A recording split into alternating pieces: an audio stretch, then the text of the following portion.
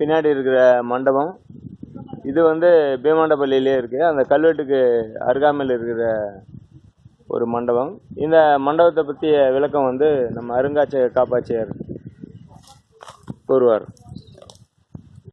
நாம் நின்று இருக்கிறது வந்து பீமாண்டப்பள்ளியில் இருக்கக்கூடிய பெருமாள் கோயில், இடிஞ்ச பழங்காலத்து பெருமாள் கோயில்.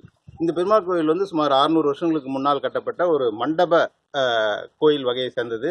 இருந்தாலும் அந்த கருவறையிலெல்லாம் வந்து பார்த்தோம்னா கருவறை, அர்த்த மண்டபம், மகா மண்டபம்னு சொல்லிட்டு 3 வகையான மண்டபங்களை கொண்ட இந்த கோயில் இது.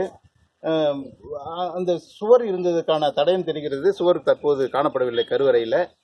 அங்கு ஒரு இறைவனை பிரதிஷ்டை செய்வதற்கான பீடம் மட்டும் அங்கு காணப்படுகிறது. இறைவனுடைய உருவம் காணப்படவில்லை. அதற்கு முன்னால் ஒரு மிக அழகான, மிக உயரமான கருட கம்பம் காணப்படுகிறது.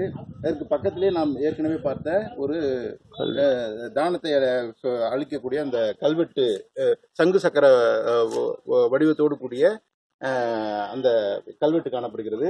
இது இந்த கல்வெட்டு காலமான விஜயநகரனுடைய காலத்தை சேர்ந்த ஒரு கட்டுமானமாகும். இது மண்டப வகையிலே காணப்படுகிறது. மிகவும் எளிய கட்டடக்கலை அமைப்பில் காணப்படுகிறது.